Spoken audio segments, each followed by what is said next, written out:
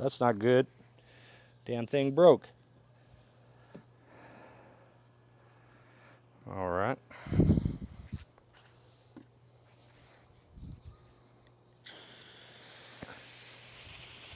That's not a blooper. I don't know what is.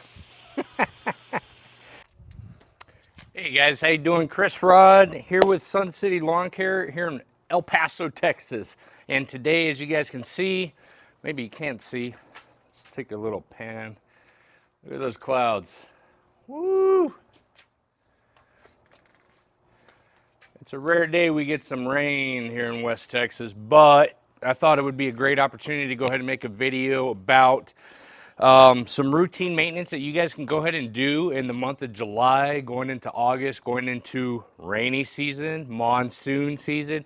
Here in El Paso, we typically get these rainy periods that start towards the back end of July and go through August and then the beginning of September. And so that leads me into the topic of the day, which would be kind of a couple things, but I do want to touch base primarily on fungus and disease issues inside of your lawns. We do get calls. I get clients, former clients that reach out and they say, hey, Chris, what's going on with my yard? They send me a picture. We do a quick diagnosis over the phone or the picture. It can really only be one or two things this time of year. Primarily, it's fungus and disease issues. With this increased heat, we're going on, I think it's almost 30 plus days of triple digit heat, okay? And it's definitely a record for us. I believe in the past it might have been like 23 consecutive days or 25, but we're pushing close to 30 consecutive days of 100-degree temperature. Don't quote me on that, but I'm almost positive.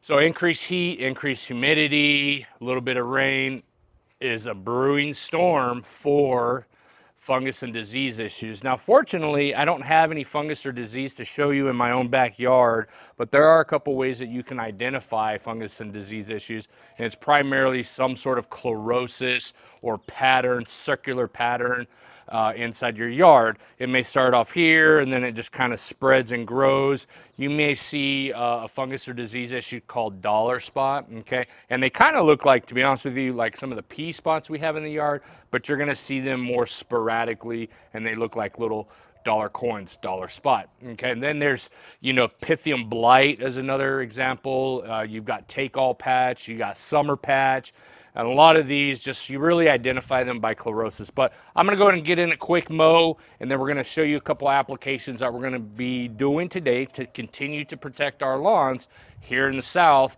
or wherever you may be up in the transition zone or up north if you guys are experiencing some sort of issues, chlorosis, inside of your lawn.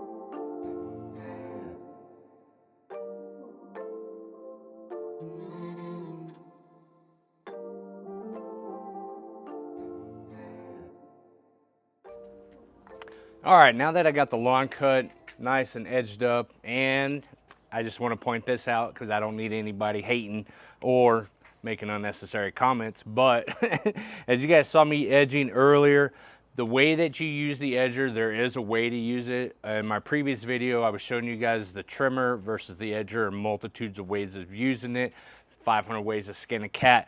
The wheel you do want on your hard surface. It does make it easier. It is the appropriate way to use it, okay? Now getting in back into today's topic, okay, you know, helping protect your lawn from future issues, especially going into the rainy season. So all we've done today, or what we're about to do actually, is I went ahead and added 2 pounds of azoxystrobin, which is a granular, today's granular fungicide application into my spreader, and we're simply just going to spread it around the yard. And like I said earlier today, I've chosen to use a granular as opposed to the last video we did back in May,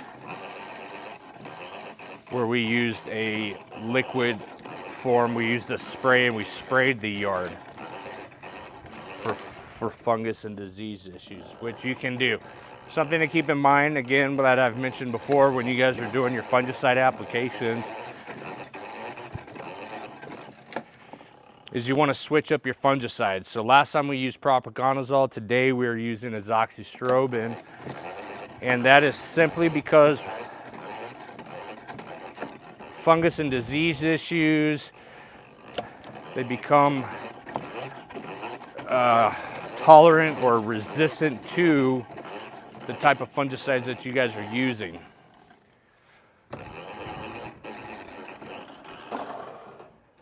So all those disease issues, whether it be brown patch, large patch, dollar spot, over time they can become resistant to, and there are college studies out there that show that they can over time become resistant to the products that we use. So there's some YouTubers out there, there's some lawn care, turf management professionals where we'll go ahead and mix active ingredients like azoxystrobin or propiconazole together, and it's kind of this dual action.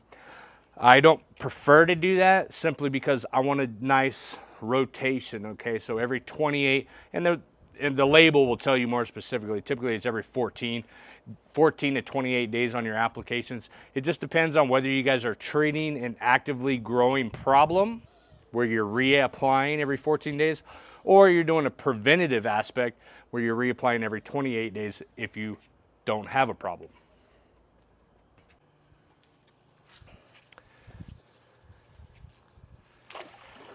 All right, so that's fungus, disease issues, when to apply the product. Well, if you're expecting some rain showers or you're going into any kind of rainy season, that's your opportunity. If you've already noticed some chlorosis or patterns of disease issues, or you might think it's disease, but you haven't put down a fungicide yet, depending on your type of season and where you're located, that might be your next opportunity, okay?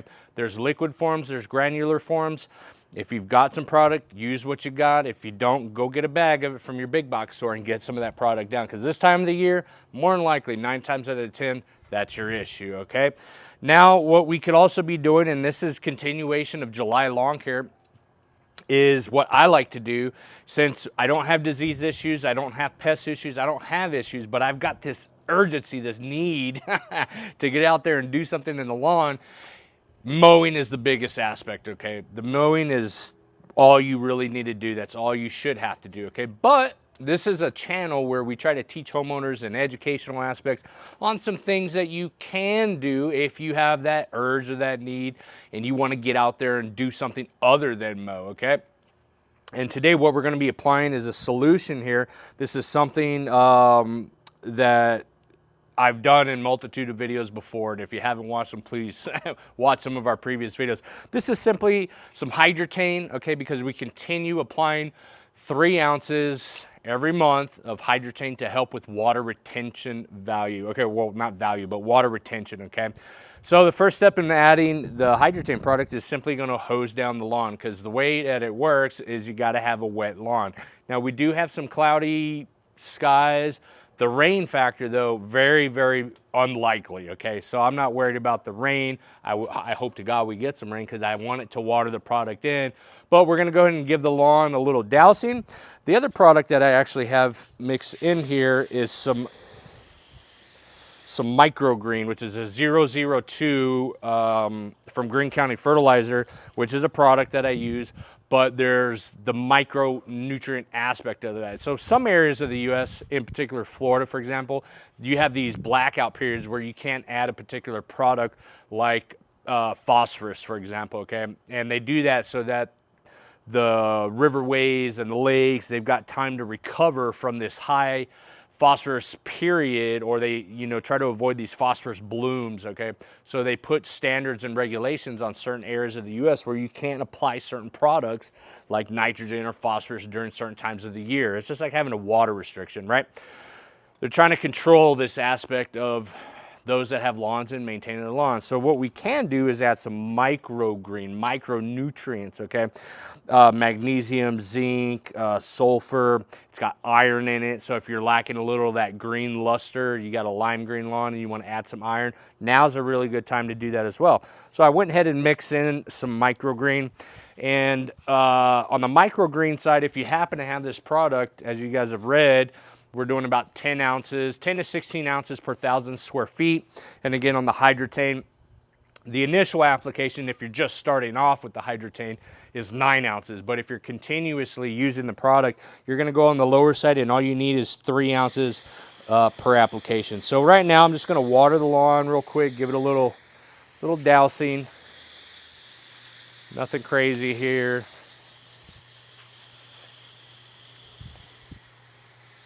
And again, guys, this is really what I like to refer to as next level lawn care. You do not have to do this stuff. Your lawn does not need Hydretain. Your lawn does not need, you know, these applications of microgreen where we're adding micronutrients and whatnot. I will say that if you do see a deficiency in your lawn, like you want a darker green lawn as opposed to a lime green lawn, yeah, you might have an iron deficiency. But what I can also say about that is your lawn, your soil, more than likely has enough nutrients inside of it. And the problem is your grass isn't able to uptake those nutrients because something is inhibiting it from uptaking those nutrients, like phosphorus, for example. If you've got a high phosphorus, you probably are sufficient in a lot of other nutrients, but the plant can't uptake those nutrients because of high phosphorus. That you would only be able to tell if you got a soil test done, which is why we're advocates of getting soil tests completed. Again, a lot of this, guys, you do not have to do. This is Chris doing what I do, doing what I like to do, getting out here and trying to keep the greenest lawn on the block.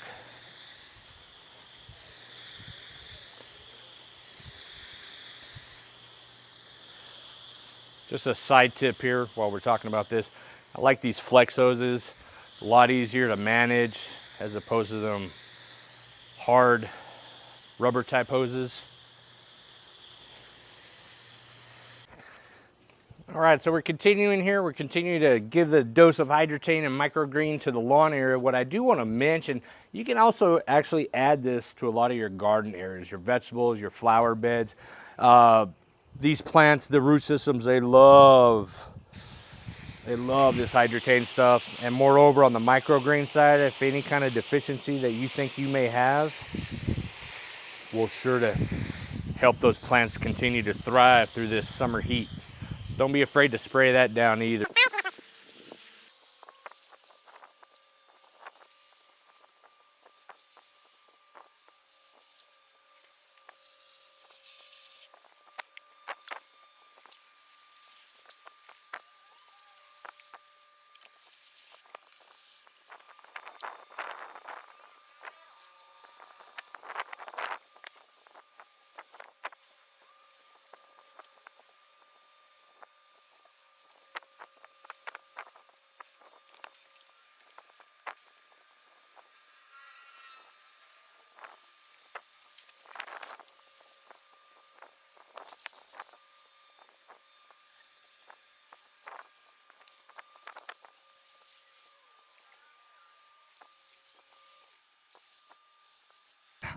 All right, guys, that's it for today. Real quick, simple video. We talked about a couple things.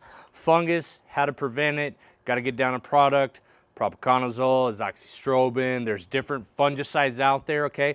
You got to learn the language, nomenclatures, application rates. Get to the store, get some product down. It's that simple.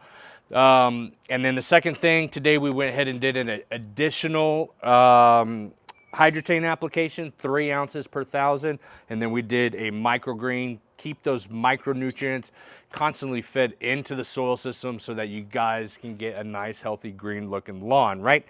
I did also want to take this opportunity real quick. A couple more things. Thank you guys for tuning in. You guys have been a real help as far as growing the channel and the questions that you guys leave in the comments below, or whether you hit me up on another one of our social media platforms.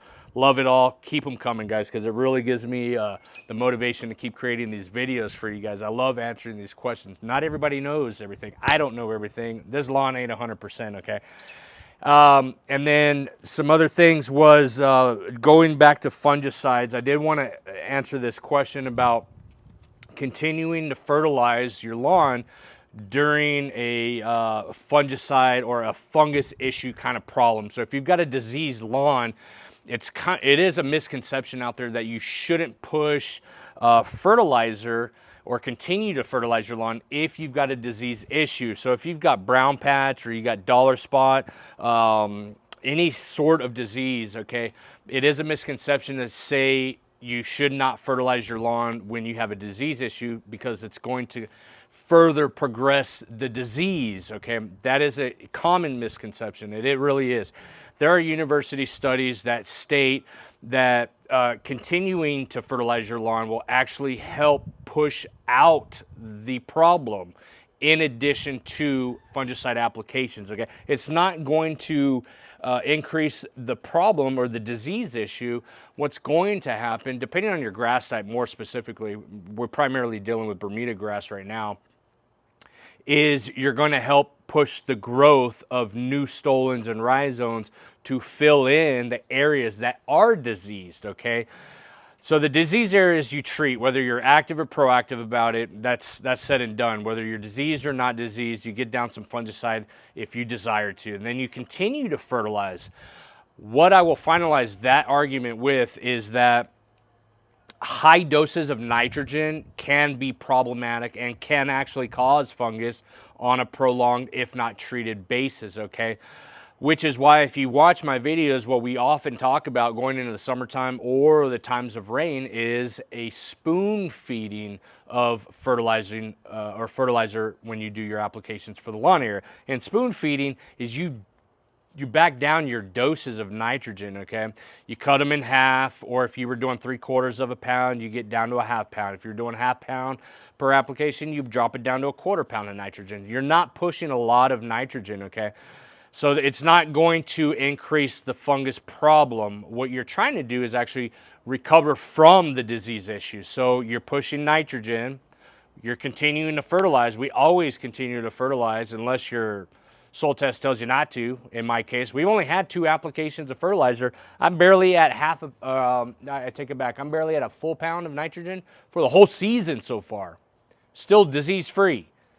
We continue to fertilize, okay, at the lower rate, so you don't increase your nitrogen. It's not going to compound your fungal problem. I want to get that out of the way because that was a question we had, and I just wanted to clarify it. Check your university studies because there is data out there in regards to that. And then the last question I did want to answer is watering. How do we water in the summertime, okay? The summertime watering, this lawn actually gets a 3 p.m., 2 to 3 minute syringe soaking, if you will, at 3 p.m. We're usually about 100, 105 degrees, some days 110 at 3, 4, 5 p.m., okay? I water at the hottest part of the day. It's not a full-blown cycle. I do my 26 minutes in my main zone here. It's cycled between each zone. It does 13. It'll come back and do the additional 13 in total, 26 minutes. And then I do an afternoon watering to cool down the lawn. It is no different than that 100-degree temperature, right? You get home from work and you get home You splash your face with some cold water, some pool water. It's the same concept. You're cooling down the soil, you're cooling down the turf from that excessive heat that some of us may have. That's all we're doing, okay? It's not a huge water. So sometimes I get asked, well, how do you water, or how do you feel about water in the middle of the day? That's all I do in the middle of the day. I do not advocate watering at night unless it's a new sod installation. Not night, but 7 p.m., not deep night time. But anyways, I want to answer those questions. That's it. That's all I got for you guys. Continue getting out there mowing, protect your lawns, go on the half rate of your nitrogen input, your fertilizing, you know, keep it spoon-fed until we get out of this summertime heat. Outside of that, that's all I got for you. Chris Rod signing off. If you have any questions, leave a comment below and I will gladly answer them as soon as I get to them. Bye.